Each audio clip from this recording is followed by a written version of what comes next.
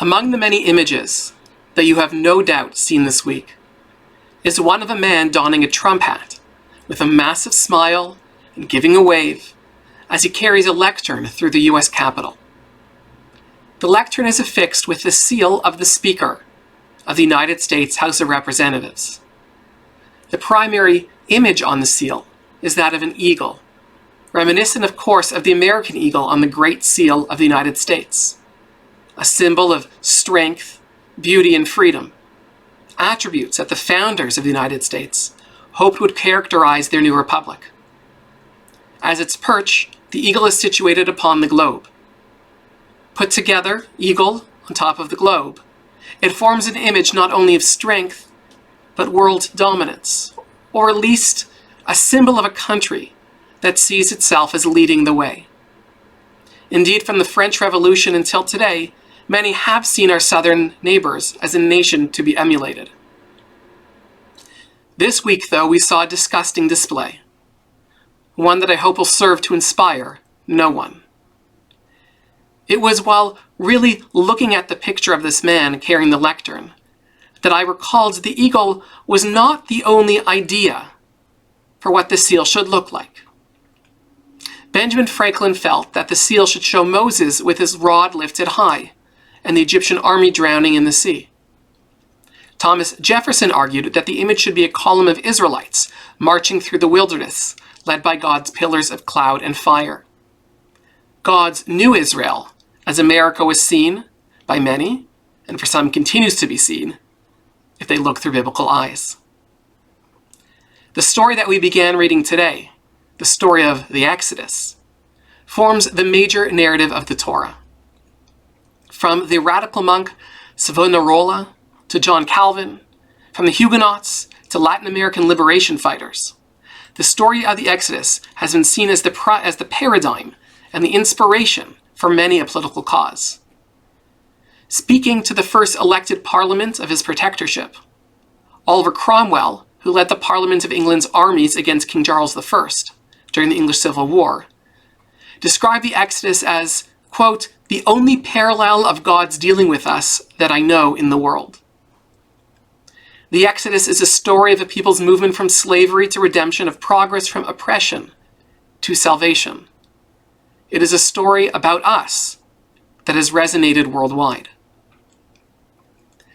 The scholar Michael Walzer points out in his excellent book, Exodus and Revolution, that the early Jewish sage Yehuda Hanassi provides two, perhaps contradictory, perhaps reconcilable explanations for this Exodus. First, he said, it came about, quote, through the strength of the God of Israel. As it is written, by the strength of hand the Lord brought us out of Egypt.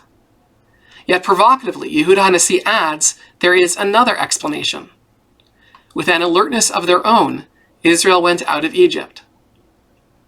In successive sentences, Yehuda Hanassi argues first that the pathway to freedom is laid by God, and then he writes it is in fact paved by man. Political redemption comes from above, or maybe or, from the work of our own hands. A similar tension is found, you may recall, in one of my favorite movies, The Shawshank Redemption.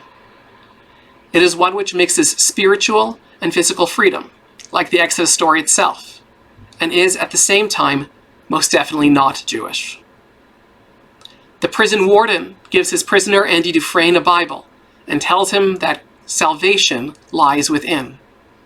Andy, spoiler alert, uses the Bible to hide the pickaxe he uses to tunnel his way out of prison to freedom. Following his escape, the warden opens the Bible, only to read Andy's note scrawled on the inside cover. Dear warden, you were right. Salvation lay within. While today, Western minds tend to think of the world as a slow-moving train of progress, that is not the only view. Ancient tales of voyages and journeys from the Near East always began and ended at home. They were a reflection of the view that history is cyclical.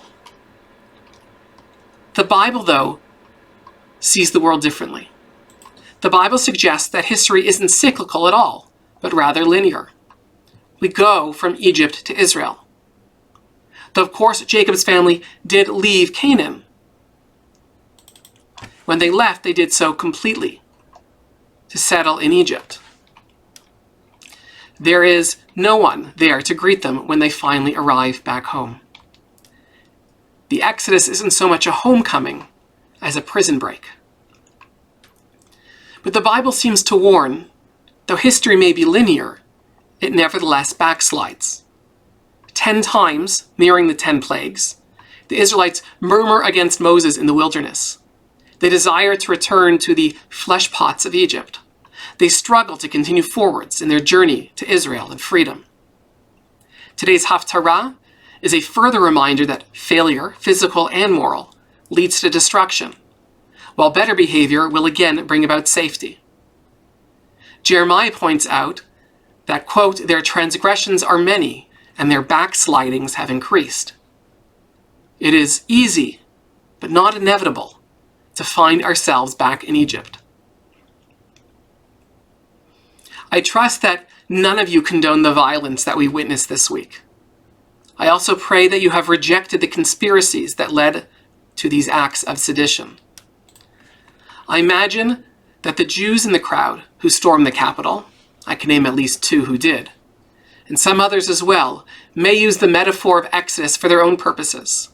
The Speaker of the House is the Pharaoh, their liberties threatened by stolen elections and lawmakers with whom they disagree.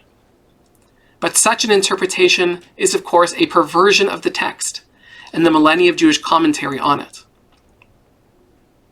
A better interpretation would see these looters as the Erev Rav, the rabble-rousers in the Israelite midst, always causing problems, encouraging revolt against the leadership. Returning to where we began, Jefferson's idea for the seal as depicting God's guidance in the wilderness corresponds to Yehuda Hanassi's understanding that the Exodus came about by the strength of the God of Israel. Franklin's vision of Moses leading the Israelites through the sea resemble Yehuda Hanassi's vision that it is with an alertness of their own that the Israelites left. As Jews, we are heirs to both versions, and we accept both visions. We lean on the Bible for divine hope, while challenging ourselves to create a world of truth, tolerance, and freedom. I pray that our friends to the south pursue peace, speak truth, and lead themselves toward ever greater freedom.